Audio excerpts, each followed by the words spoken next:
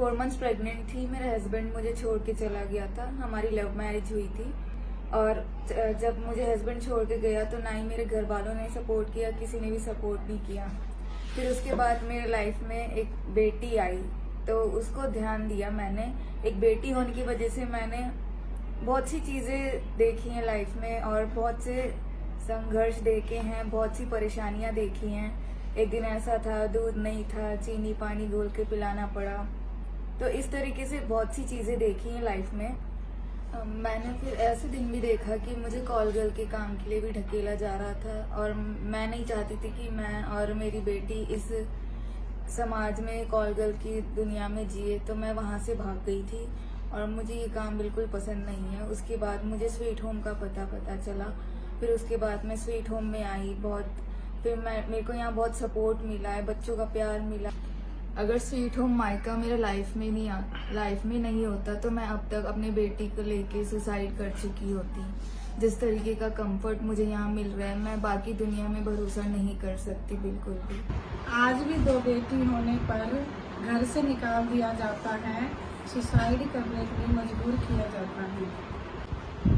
Other caste में शादी करने वाली लड़की शादी तो लड़के से करती है और बहू घर की बनती है।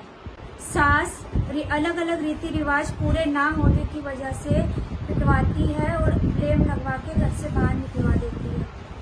21वीं सदी में भी दहेज ना देने पर और शादी के 15 साल बाद भी मजबूर कर दिया जाता है कि बच्चों के साथ घर से निकाल दिया जाता है और सुसाइड करने के लिए मजबूर कर दिया जाता है। वो तो मायके वाले एनजीओ को मैं शुक्रिया अदा करना चाहती हूँ कि जिसने ऐसा घर बनाया ताकि मैं अपने बच्चों के साथ भी सब रह सकते हैं और अपने जिंदगी को सुधार सकते हैं और आगे बढ़ा सकते हैं। हमें ये खाना है, सुसाइड ना करके अपनी जिंदगी को बनाना है। मैं अविनाश जैन, स्वीट होम अनाथ आश्रम मायका नजफगढ़ नई दिल्ली से। आपने आज हमारे साथ रह रही बहनों की कहानियां सुनी। हमारे पास हजारों बहनों का आना हुआ पिछले 27 साल में और सबके घर दोबारे बसे हैं। छोटे छोटे बच्चों के साथ घर में इस तरह के क्लेश हुए, डोमेस्टिक वायलेंस हुए कि बहनों को सुसाइड के लिए मजबूर होना पड़ा।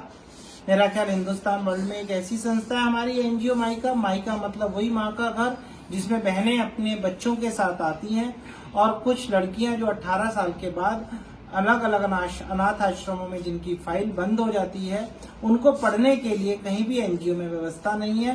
ये बहनों के लिए, बच्चों के साथ रहने के लिए और लड़कियों के पढ़ने के लिए हमने स्वीट होम अनाथ आश्रम नई दिल्ली नजफगढ़ मायके में पूरी व्यवस्था की हुई है।